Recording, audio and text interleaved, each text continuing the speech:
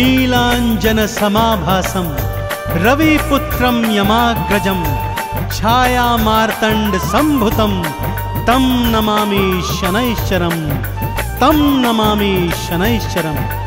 बोलिए शनिदेव भगवान की। भक्तजनों, नवग्रहों में सर्वश्रेष्ठ शनिदेव भगवान अत्यंत शक्तिशाली हैं।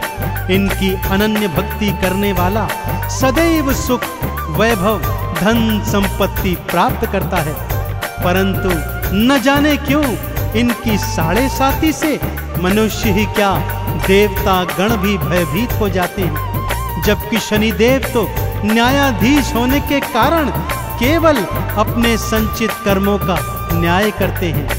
इनकी शक्तियों की गाथाएं वेद पुराणों में वर्णित हैं, परंतु इनको दीनहीन और शक्तिहीन समझने की भूल का क्या परिणाम होता है।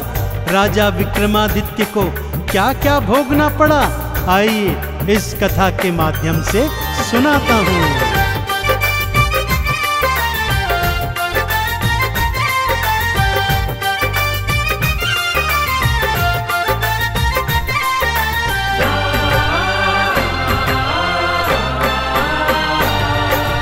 सूर्यपुत्र शनिदेव की गाथा, सूर्यपुत्र शनिदेव की गाथा भक्तों बड़ी महान है।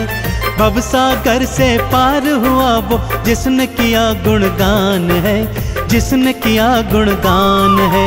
सूर्यपुत्र शनिदेव की गाथा भक्तों बड़ी महान है। भवसागर से पार हुआ वो जिसने किया गुणगान है, जिसने किया गुणगान है। सूर्यपुत्र शनिदेव की गाथा।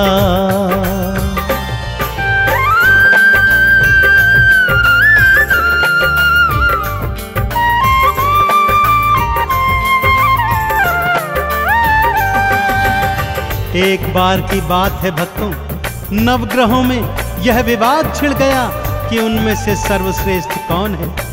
जब विवाद नहीं सुलझा तो 9 के 9 ग्रह त्रिदेवों की शरण में आए, परंतु त्रिदेव भी उनके इन प्रश्नों का उत्तर नहीं दे पाए। इस पर देवर्षि नारद ने नवग्रहों को बताया कि पृथ्वी लोक पर विक्रमादित्य नामक एक अत्यंत न्यायप्रिय राजा है, वही आपके प्रश्नों का उत्तर दे पाएगा।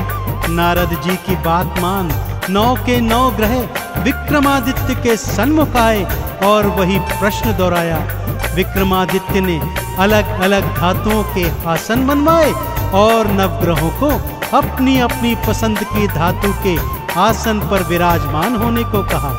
आगे क्या हुआ, आइए सुनते हैं।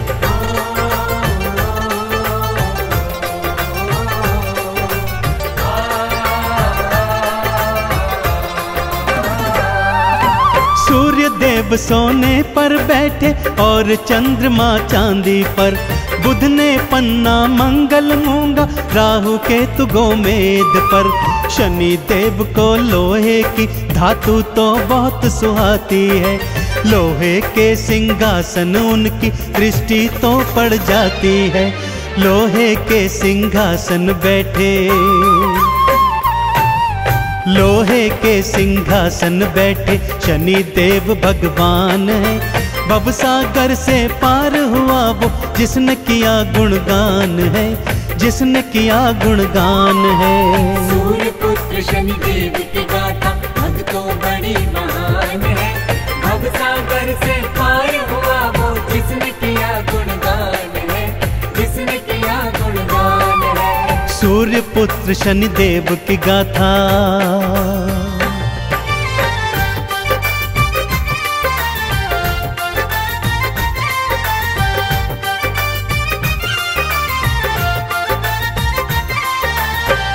जैसे ही नवग्रह अपनी अपनी पसंद की धातु के सिंहासनों पर बैठे, विक्रमादित्य प्रसन्न मुद्रा में बोले, लीजिए निर्णय हो गया।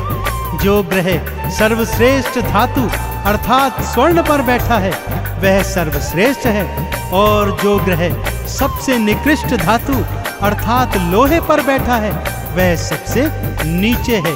यह सुनकर शनिदेव का क्रोध 7वें आसमान पर चढ़ आया। मन ही मन वो बोले, राजा विक्रमादित्य, आज और अभी से तेरी 7.5 प्रारंभ होती है। और वो सभा का त्याग कर चले गए। अगले दिन घोड़े का व्यापारी बन वापस दरबार में आए। उड़ने वाला घोड़ा राजा को दिखाया तो राजा ने उस पर सवारी की इच्छा जाहिर की। आगे क्या हुआ, आइए बताता हूँ।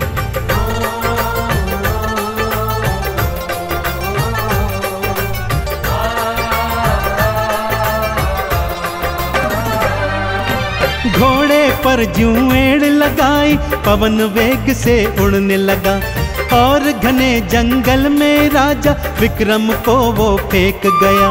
चोर लुटेरों ने राजा के गहने कपड़े लूट लिए। भूख प्यास से बेदम राजा नगर नगर फिर घूम लिए। एक सेठ ने जब देखा तो हाँ, एक सेठ ने जब देखा तो लगा भला इंसान है। भवसागर से पार हुआ वो जिसने किया गुणगान है, जिसने किया गुणगान है। सूर्य पुत्र शनिदेव की गाथा भक्तों बड़ी महान है। भवसागर से पार हुआ वो जिसने किया गुणगान है, जिसने किया गुणगान है। सूर्य पुत्र शनिदेव की गाथा।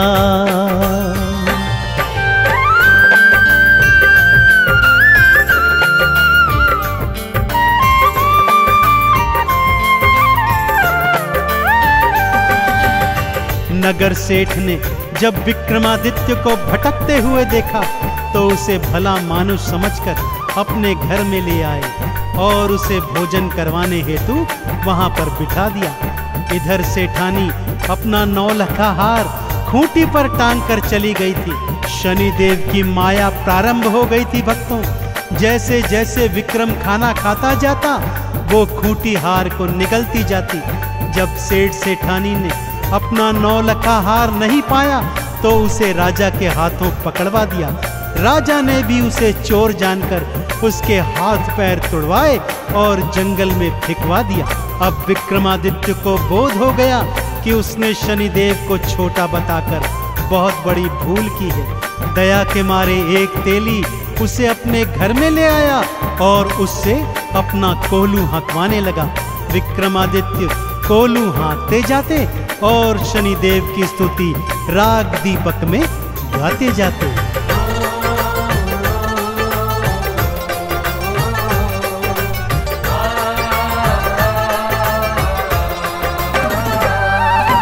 हाथ पैर सब टूट गए थे तेली घर कोलू हाँके। भंडारे जो खिलवाता था आज कर रहा खुद फाके। शनिदेव मुझे क्षमा करो ये राग दीपक गाते थे। नगर की राजकुमारी को ये स्वर बहुत ही भाते थे। इसी से तो मैं विवाह करूंगी, हाँ इसी से तो मैं विवाह करूंगी। उसका ये अरमान है भवसागर से पार हुआ वो जिसने किया गुणगान है, जिसने किया गुणगान है। सूर्य पुत्र शनिदेव की गाथा भक्तों बड़ी महान है। भवसागर से पार हुआ वो जिसने किया गुणगान है, जिसने किया गुणगान है। सूर्य पुत्र शनिदेव की गाथा।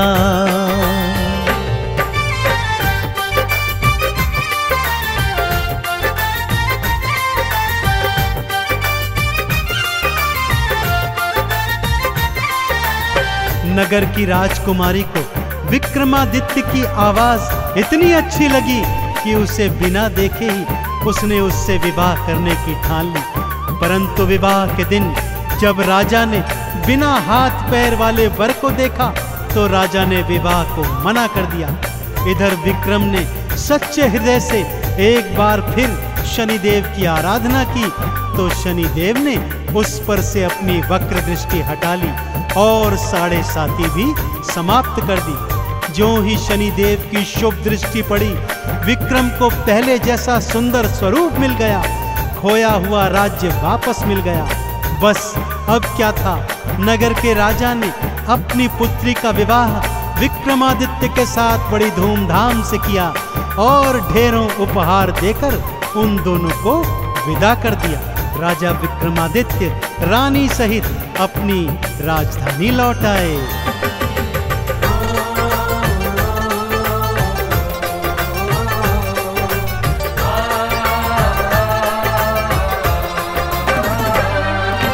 वक्र दृष्टि जब हटी तो भक्तों हाथ पैर वापस आए। खोया राजपाट भी विक्रम देखो फिर से थे पाए। धूमधाम से शादी करके पत्नी सहित वापस आए। आते ही फिर नगर मध्य में शनि मंदिर एक बनवाए। है शनि देवा नवग्रहों में, है शनि देवा नवग्रहों में भक्तों सबसे महान है। भवसागर से पार हुआ वो जिसने किया गुणगान है, जिसने किया गुणगान है। सूर्य पुत्र शनि देव की गाथा भक्तों बड़ी महान है। भवसागर से पार हुआ वो जिसने किया गुणगान है, जिसने किया गुणगान है। सूर्य पुत्र शनि देव की गाथा।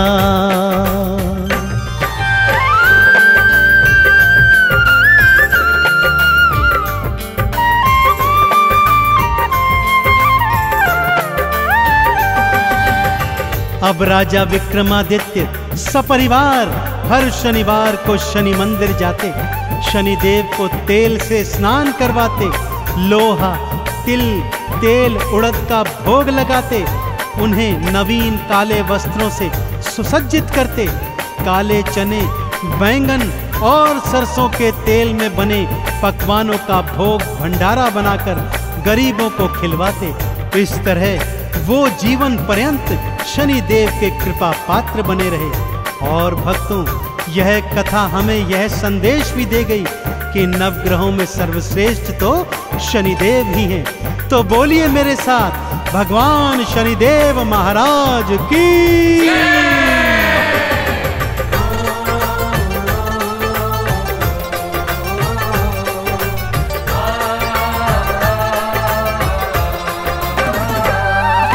लोहा तिल और तेल उड़द भी शनि देव को भाते हैं। हर शनिवार जो शनि देव को ये अर्पित कर जाते हैं। चंदन तिलक लगा के शनि की आरती 40 गाते हैं। शनि देव के 12 नामों को मन से जो ध्याते हैं, शनि देव की कृपा पाते, शनि देव की कृपा पाते करे शनि कल्याण है। भवसागर से पार हुआ वो जिसने किया गुणगान है, जिसने किया गुणगान है। सूर्य पुत्र शनि देव की गाथा भक्तों बड़ी महान है। भवसागर से पार हुआ वो जिसने किया गुणगान है, जिसने किया गुणगान है। सूर्य पुत्र शनि देव की गाथा।